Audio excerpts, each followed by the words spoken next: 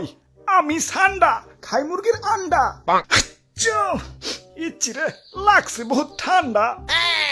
Saudi আরবে কফিলের যন্ত্রণায় 1971 সালে আমার দাদা পরদাদারা সৌদি ছেড়ে বাংলাদেশ এসে বসবাস শুরু করছিল। থ্যাংক ইউ দাদু। দাদা যদি সৌদি না ছাড়তো এতদিনে তো কফিলের ছেলেবেলের পেটে চলে যাইতাম। সবুজ শ্যাবল বাংলাদেশে খুব রিল্যাক্সে আছি। না আছে কফিলের যন্ত্রণা, না আছে মরুভূমির যন্ত্রণা। কি আনন্দ আকাশে বাতাসে।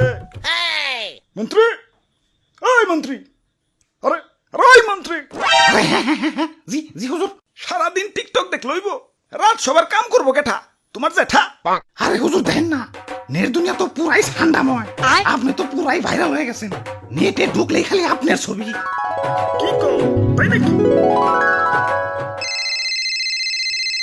কিরে ফোন দিল কারা? হ্যালো, কে? ও সময় টিভি ইন্টারভিউ দিতে হইব। বাহ ভালোই তো। আচ্ছা ঠিক আছে। আবার কারা? হ্যালো, কে? নিউজ 420 কি? আপনার চ্যানেলও ইন্টারভিউ দিতে হইব? আচ্ছা আচ্ছা ঠিক আছে। হ্যালো, না না না ইন্টারভিউ দিতে পারব না, ব্যস্ত আছি। হাই হাই, ও নো, এই ফোনের উপরে ফোন আইতাছে। ধুর, ভাইরাল হয়ে যন্ত্রণায় আছি। ফোনের পর ফোন। এই বাঙালি নিউজ রিপোর্টার কি খাইয়া দেয় কোনো কাম নাই। কেউ ভাইরাল হইলি হয়, ওরে নিয়ে নিউজ বানাইতে বানাইতে জগা খিচুড়ি বানাই দেয়। মানুষে পাত দিয়েও সারা পারে না, ওইটাও নিউজ হয়ে যায়। বাবাই খালি নিউজ রিপোর্টাররা না, ইউটিউবাররাও। তাই ভাইরাল হয়ে ভালোই লাগতাছে। নিজেরে পুরো মেগাস্টার ফিল হইতাছে। সাকিব খানরে ফোন দিয়ে ক বরবাদ টুতে যেন আমারে রাখে। আরে হুজুর, খবর কিছু রাখেন। বরবাদ টুতে আপনারা রাখবো, নিশ্চয় রাখবো। তো এই অ্যাক্টর হিসেবে না, খাবার টেবিলের খাবার হিসেবে। কি কও তুমি? হ্যাঁ, দেশে ঠান্ডা ভাইরাল হওয়ার পর থেকে দেশের পাবলিকরাও আমাকে ধরে ধরে খাওয়া শুরু করছে। অনেকে তো ঠান্ডা ভেবে বেচারা ঘুষাবেও ছাড় দিতেছে না, ঘুষাবো খাইতেছে। কও কি সৌদির কফিল কি বাংলাদেশে বললো নাকি? হুজুর এই মাত্র খবর পাইলাম, সুলতান ডাইনে ঠান্ডা বিরিয়ানি চালু করছে।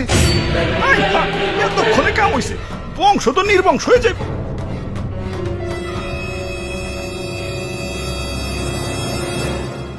না অনেক হয়েছে, আর না, এর একটা ভিত করুনি লাগবো। মন্ত্রী, আমার সৈন্যদের প্রস্তুত করো। যা যা আছে সব কিছু নিয়ে এয়ারপোর্টে হাজির হও। দেশ ছেড়ে পলাই তুইব। গুইসাপ, তোমরাও চলো। যে দেশে ইন্টারনেট নাই ওই দেশে যাবো।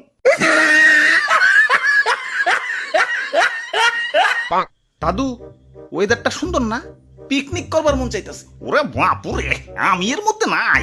ইয়া গতবার আমাদের দিয়ে মুরগি চুরি করাইছিলে, ইয়া ধরা পইরা কি দৌড়ানি ডাই না খাইছি। এই বুড়া বয়সে আমি আর দৌড়ানি খাইতে চাই না। আরে দাদু, এত ব্যাকডেটেড হলে চলবো? মুরগি দিয়ে পিকনিক করার যুগ এখনো আছে নাকি? ফেসবুক চালাও না নাকি? বুঝছি ভাই, চাচা সান্ডা দিয়ে পিকনিক করবেন তো সেই মজা ভাই। কিন্তু সান্ডা পামু কোনে? সান্ডা তো মরুভূমিতে থাকে।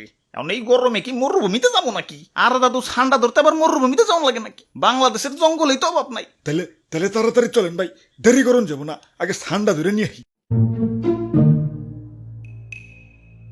ইয়া কই? ইয়া দূর দূরান্ত তো কোনো সান্ডা দেখতাছি না। খারাপ, ওই দিকটা একটু দেখে আহি। ধুর, সান্ডার আন্ডাও তো খুঁজে পাইতেছি না। চলো দাদু, পোল্ট্রি দিয়ে পিকনিক করি গে। আরে দাদু, পাইছি ধরছি আলারে। আমি একা ধরে রাখবার পারতেছি না। দাদু তাড়াতাড়ি হো। ভাই শক্ত করে ধরেন, সাইরেন না ভাই, সাইরেন না। ওরে বাপুরে, আইট করে ধরো। দাদু তাড়াতাড়ি হো। শরীরে অনেক শক্তি, একা ধরে রাখবার পারতেছি না।